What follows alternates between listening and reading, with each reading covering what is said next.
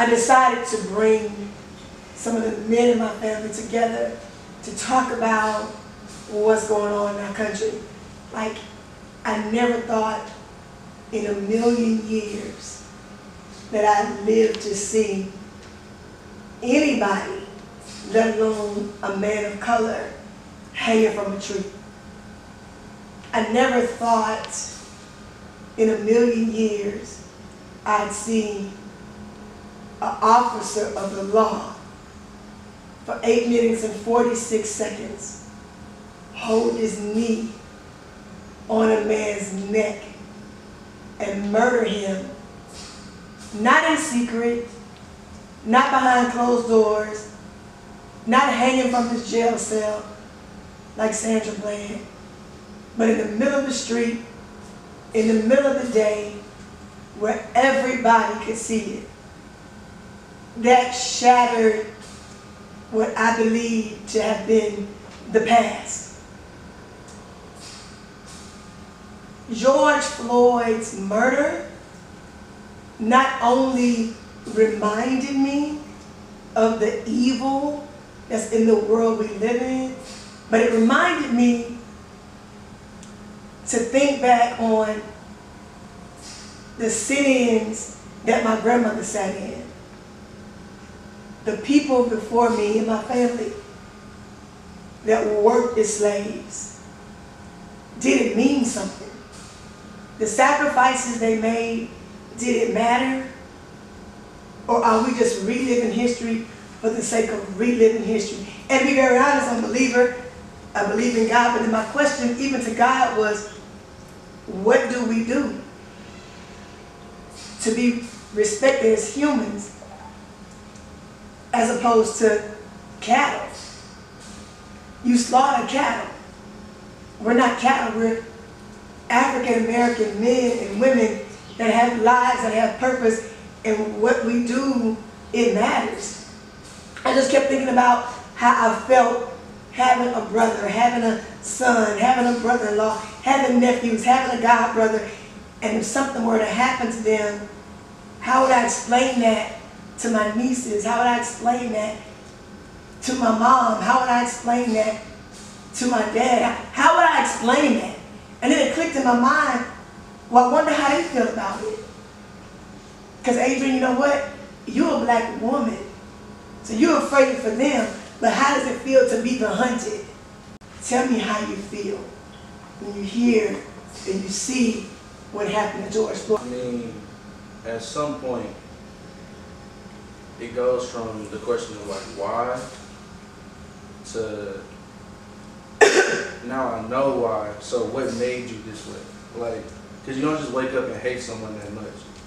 So at that point, it makes you feel like it makes you question what you went through in your life or what that cop went through in his life before that day, or what interactions him and George had because they worked together. So what interactions led up to that point? Because if you don't know somebody, you have no hatred in your heart for that person, it just doesn't, you know what I mean? Right.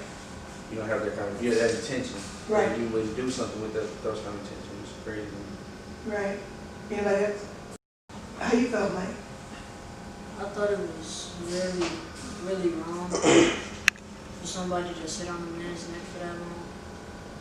And people are telling you to get off of his neck, and you basically are blocking them out. And there's also another cop standing next to you. He's guilty too, just watching it. And yeah, you had opportunity to get off his neck, and you didn't. I agree. Chris, what you think? About the same thing. It's just, he did it for no reason, it seemed like. He had no reason to just keep his knee on his neck for that long. And he was already handcuffed. Good point. He was already handcuffed, so he wasn't in no harm. Right. You already got him where you wanted. Did all y'all see the video? Yeah. What was the first thing that came to your mind, George, as you were watching? Because I just was in disbelief. Me. I immediately thought about just, I don't know, how we just like violence as a people. You know, how something like that, you can watch it and it's troubling to most normal people, but at the same time, you're kind of numb to it because of how violence is. And the bad thing about it was it's a cop. Yeah. But then at the same time, you know, cops deal with a lot of crazy people and have to deal with a lot of things that's just like you wouldn't deal with as a normal person without your gun. Right. But it's just like the violence, like you've seen him kill him and it makes you mad towards the police. But when you talk about, you know, watching somebody die like that, it's like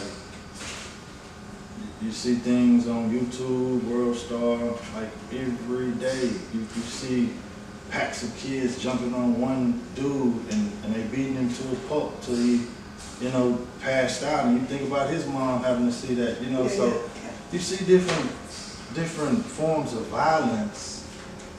And I think it has become just so much of the norm to us, like you used to seeing somebody die. You know, so it's not the feeling of the man dying because, like my man say, man, people die every day. People get shot every day. Yeah.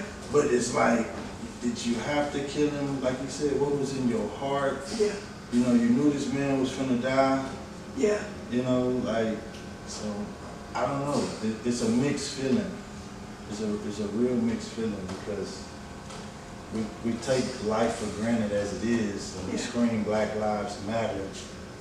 But you know, the first thing a rapper gonna say is, "Man, I bust a nigga, I kill a nigga, I shoot you in the face." You know, you know, so it's a mixed feeling. You know, it pisses you off. If you're real open-minded about it, it's kind of like you look at a whole lot of different issues. And this can open your eyes to a lot of issues. That's why everybody can feel it. It's not just a black thing, it's a human thing. Like, where are we as humans? Right. Does life even matter, you know? That's true. That's real. That's real. I was watching, I don't know what I read or what I heard, but one of the things that was mentioned was that he had pulmonary issues already.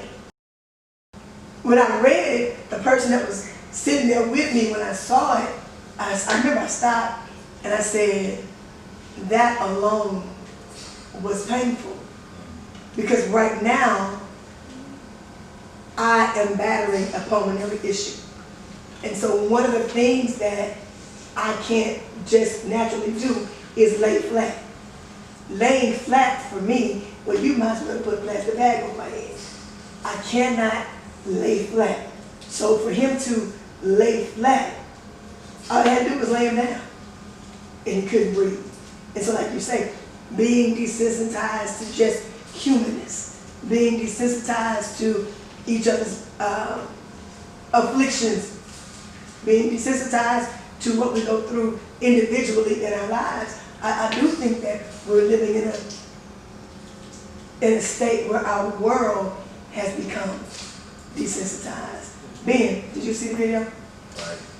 We've seen so much of it, and when I was growing up, the big thing was the Rodney King thing. Yeah. So, you know, I was growing up in that time, you know, when I was younger, you know, 9, 10 years old, around those times in the riots in LA. Like, so I grown up, I remember seeing those things on TV and seeing him getting beat and stuff like that. And I thought, oh, okay, this now, like, when I'm a dog, like, surely those things, you know, won't still be going on. Those things won't be happening. Right. And for me to see that, it's just like, man, like, again, like, I'm tired of seeing that. Like, I'm tired of that happening and nothing happening to those people who do those types of things. So for me, when I seen it, I was like, dang, that sucks. That's gonna suck for his family, but ain't nothing gonna happen. So like, what's the point of me wasting my energy, wasting, you know, me caring in life when I have my own life going, I have my own family, I have my own things. So it's like, why would I stop what I'm trying to do for me and mine when I see that going on? Yeah, that sucks. And yeah, I want to do something about it, but I seen everybody else try to do something about it too. Yeah. And nothing ever happens. Yeah. What do? They go arrest him just to make everybody feel good? Like, that don't make me feel good. When he got arrested, I was like, okay, so what? I was still at the so what phase. Ain't nothing else gonna happen. Don't they always arrest them after you go out there and you protest and you march and scream up and down? Don't they always take some type of action because they look too crazy if they don't? So don't they? That's something like, don't they have to arrest him? Yeah, they kind of have to arrest him. After that, it's like they appease you now. Okay, he in handcuffs, he's arrested. We're gonna see what the charges is gonna be now. So to me, it's like you done seen it so much, and it's been on repeat so much. Like you say, you start to become numb to it, and it makes you think, it makes you wonder as a society. Like you said, like where are we at? So because for me to have that reaction, that's not normal. I don't feel like a normal person should have that type of reaction. Yeah. But I done seen it so much. It's like I've become so accustomed to it. It's, I don't need you to police here, but what is it about the badge or that level of authority that you have?